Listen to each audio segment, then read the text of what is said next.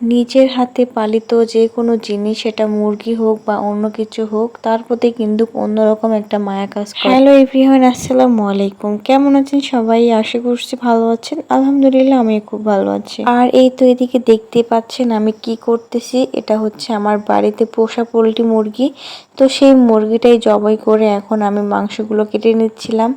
আর বাড়িতে পোষা মুরগিগুলো কিন্তু খেতে অনেকটাই মজা হয়। যেহেতু বাড়িতে পোষা হয় সেজন্য অনেক বড় করে বেশি ওয়েট হওয়ার পর তারপরে কিন্তু খাওয়া হয়। আর মাংসের কালারগুলো দেখেন কি টকটকে করতেছে। বাড়িতে পোষা মুরগিগুলোর গোশ এমনই হয়ে থাকে। আর যারা হচ্ছে বাড়িতে মুরগি পুষে থাকেন তারা তো জানেন যে মাংসগুলো কেমন হয় বা খেতে কেমন হয়। আমি কিন্তু কখনো পোলট্রি মুরগি খেতাম না, খেতাম কিন্তু এতটা না, খেতে আমার কাছে এতটা ভালো লাগতো না। কিন্তু কেন জানি ইদানিং আমি এই মুরগিগুলোর ফ্যান হয়ে গেছি। যতদিন ধরে বাড়িতে পুষি ততদিন ধরে এখন আমার কাছে খেতে অনেকটাই ভালো লাগে। আর তার সাথে আমার ছেলে তো আরো বেশি পছন্দ করে।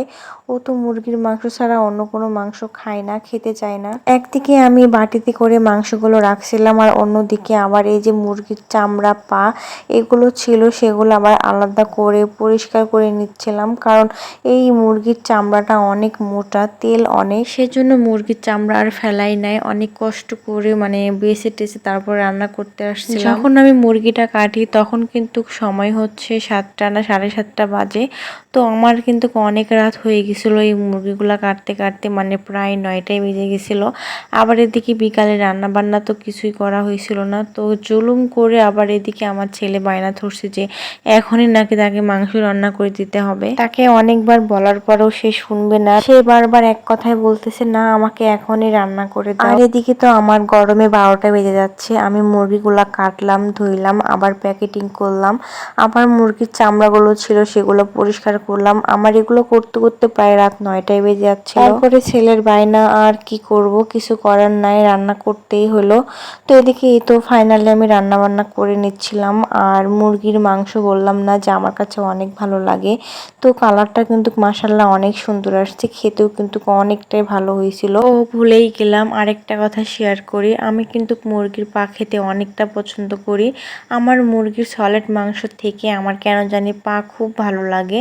তো এদিকে পা আর যে বাকিগুলো আছে চামড়া চুমড়ি সেগুলো কিন্তু আমি খাবো, কারণ ওগুলা ছেলের বাবাও খায় না, ছেলেও খায় না, ওরা ফ্রেশ গোশগুলো খাবে। মুরগির চামড়া কিন্তু আবার অনেক রকম ভাবে রান্না করা যায়। যেমন আপনার এটা ভুড়ির মতন করে রান্না করলে কিন্তু খেতে অনেকটাই মজা হয়।